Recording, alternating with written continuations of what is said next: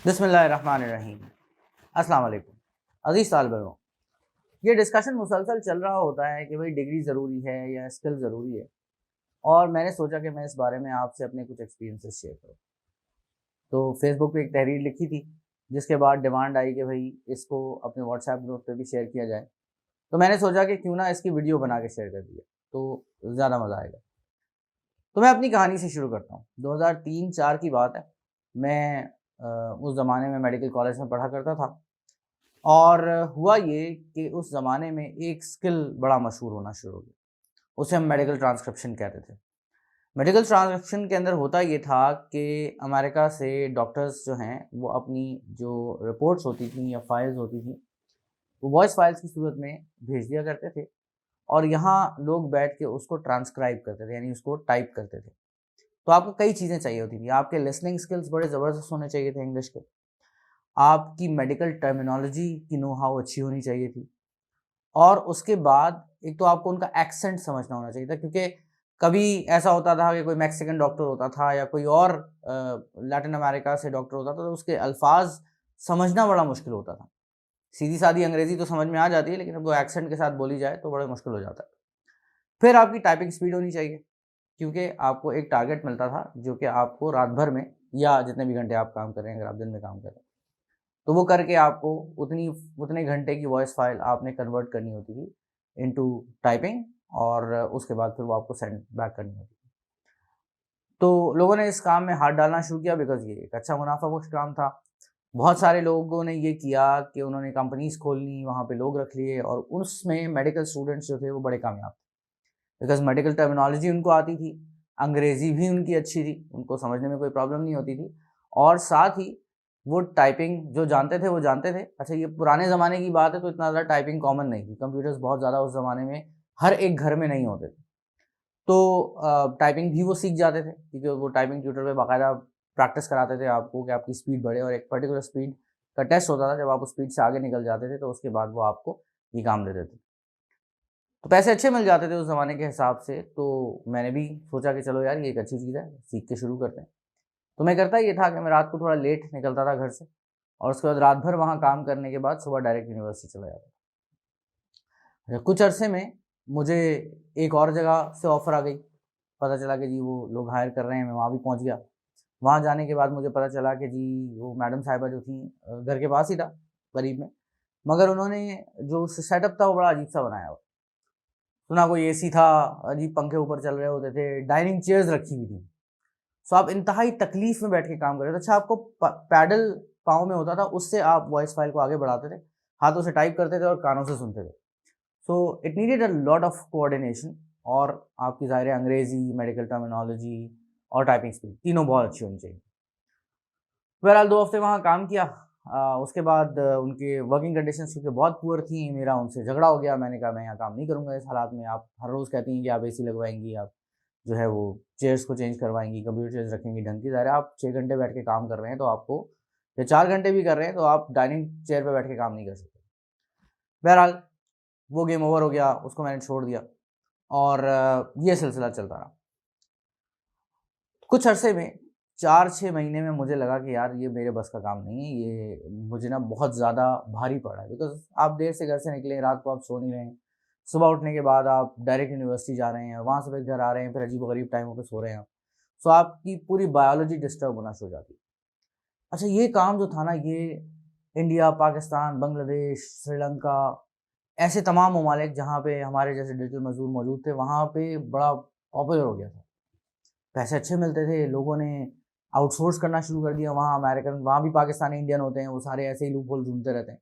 तो वहाँ से फ़ाइल लेते थे और आगे किसी थर्ड पर्सन को दे देते थे।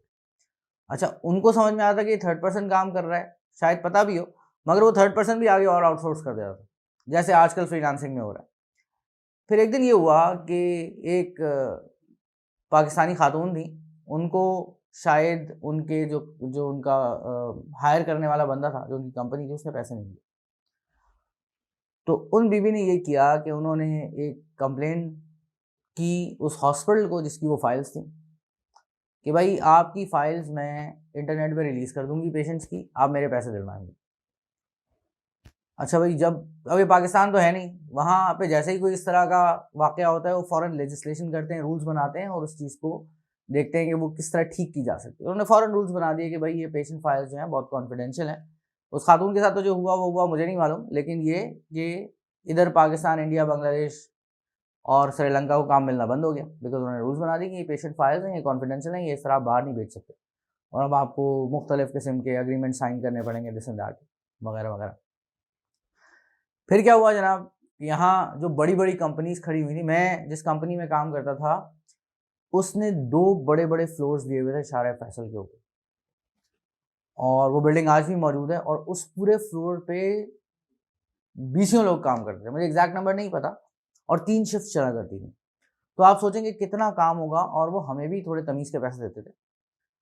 अच्छा, इस दौरान में हुआ ये कि मैं, क्योंकि इससे पहले भी पढ़ा रहा था और मैं थोड़ा बोर भी हो चुका था उससे, तो मैंने फिर से पढ़ाना शुरू कर दिया, तो मैं वापस अपनी टीचिंग में चला गया। इससे पहले, इस वाक़या होने से पहले मशहूर ये था कि जी अगर आप ये मेडिकल ट्रांसक्रिप्शन शुरू कर देते हैं तो उसके बाद आप क्या कर सकते हैं जनाब, आप QC कर सकते हैं, यानी क्वालिटी कंट्रोल करने लगें। आपके नीचे 4-6 मेडिकल ट्रांसक्रिप्शंस आ जाएंगे, आप उनके काम को सिर्फ चेक करेंगे, अब आपको उस तरह पागलों की तरह बैठ के टाइप नहीं करना पड़ेगा। और उसके बाद आप फिर अपनी कंपनी खोल सकते हैं, अपना बिजनेस कर सकते हैं, आप अमेरिका चले जाएं, वहाँ बैठ के ये काम करते रहें। और इसी तरह के बहुत सारे ख्वाब और लारे लप्पे जो थे वो एनवायरनमेंट में मौजूद थे और लोग बड़ी तेज़ी से इस तरफ आ रहे थे। मगर रातों रात ये सारा काम बिल्कुल ज़मीन बोस हो गया, कंपनीज बंद हो गई, लोग इक्विपमेंट बेच दिए, वो इक्विपमेंट फिक गए और बहुत सारे लोग बेरोज़गार हो गए। तो हमारे पास तो एक रास्ता था, हम वापस उस पर चले गए। मैं इस सारी कहानी से आपको बताना ये चाहता हूँ कि हम बहुत ज़्यादा शोर सुनते हैं स्किल्स का, कि जी स्किल सीखें, स्किल सीखें, स्किल सीखें। मैं इस पे बाद में भी मज़ीद बात करूँगा। स्किल आपकी डिग्री के साथ कंपैटिबल होना चाहिए। स्किल ऐसा हो जो आपकी डिग्री को एनहांस करे, उसको 4 चाँद लगा दे और पता चले कि अच्छा जी ये इंजीनियर साहब हैं, इनको तो ये सॉफ्टवेयर्स भी आते हैं इंजीनियरिंग के, ये फलाना एक्स्ट्रा काम भी कर सकते हैं। ये टीचर हैं, फॉर एग्जांपल मैं टीचर हूँ, मैं डिजिटली पढ़ा सकता हूँ, मैं XYZ किस्म के 10 किस्म के सॉफ्टवेयर यूज़ कर सकता हूँ, मैं यूज़ करता हूँ। इवन गूगल फॉर्म को आप इतने अंदाज से यूज़ कर सकते हैं पढ़ाने में कि आप अगर नहीं जानते तो आपको हैरत होगी। क्लास को इंटरेक्टिव बना सकते हैं, बच्चों को बहुत कुछ सिखा सकते हैं। टूल्स बिखरे पड़े, कौन सा राइट टूल किस काम के लिए यूज़ करना है, ये स्किल है, ये आपकी टीचिंग को इन्हांस करेगा। मगर आइसोलेशन में एक स्किल सीखना, भैया आपने कैनवा सीख लिया, आज है, कल है, परसों उसकी जगह कोई दूसरा सॉफ्टवेयर आ जाएगा और आप फिर हाथ झाड़ के कोई और सॉफ्टवेयर सीखने में लग जाएंगे। तो ये स्किल्स शॉर्ट लिव्ड होते हैं। ये अगर आपके काम को एनहांस करते हैं तो बिस्मिल्लाह, लेकिन अगर आप एक कोने में बैठ के एक स्किल सीख रहे हैं तो बहुत जल्द उसने रिडंडेंट हो जाना है। फिर एक बात और, जिसके बारे में हम इंशाल्लाह नेक्स्ट टाइम भी बात करेंगे, कि अगर उस स्किल को सीखने में सिर्फ 1 हफ्ता लगता है तो भाई आपसे बहुत सारा ज़्यादा जानने वाले लोग ऐसे मार्केट मौजूद हैं जो कि उस स्किल को 1 हफ्ते में सीख के आपके साथ मुकाबले पे खड़े हो जाए और आप हर थोड़े दिन बाद एक नए स्किल के पीछे भाग रहे होंगे। तो डिग्री और स्किल दोनों ज़रूरी हैं। इस पे इंशाल्लाह हम अगली मर्तबा मज़ीद बात करेंगे। इसके साथ ही मुझे इजाज़त दें। अस्सलाम वालेकुम।